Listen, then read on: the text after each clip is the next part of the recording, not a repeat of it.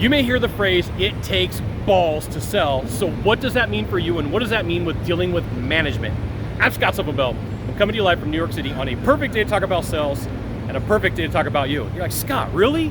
It takes balls to sell to deal with management? Absolutely. And there's gonna be times where you sit down in a meeting and one of the managers has a harebrained scheme and they roll it out and they think that it sounds good and they think that they know what's going on and they think that everything's gonna be fantastic and they haven't thought through the process, and they're like, look, sales team, we got this really cool thing for you to do. And you're like, I don't know if I necessarily want to do that.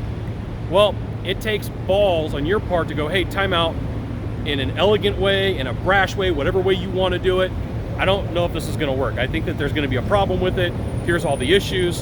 And there's times as a salesperson, you have to sell against some of the ideas that people come up with because they're not good.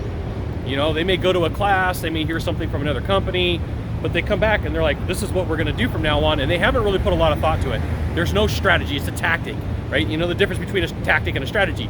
A strategy is a punch. A tactic is a punch. A strategy is a combination, like a punch, a kick, a flip, and then, you know, poke somebody in the eye. That's a strategy. That's what you need to know. And so sometimes I would sit in managers' meetings. I'd be in managers' meetings and somebody would say something. And they go, hey, I think this is going to be a really good idea. You know, hey, time out. Think through this. What about XYZ, XYZ as they say in England? What about 1, 2, 3? What about all these things that we haven't talked about? And the people go, yeah, you know what? I guess you're right. I didn't think about that, right? And what about this? And what about that? And what about this? As a salesperson, there's times where you sit in meetings and it's profitable for you to say, hey, time out. We've got an issue. I don't know if necessarily that's going to work. I don't know how that's going to help the team. It's actually going to hurt us in a lot of different ways. And have the conversation. And I promise you, when you sit in a meeting with a bunch of salespeople, if there's 20 people in the room, 2 people will speak up. 1 out of 10 people will speak up about problems and issues. The other 9 will just sit there and not say anything. Remember, if you're a closer, you're the prize. You got to say what needs to be said.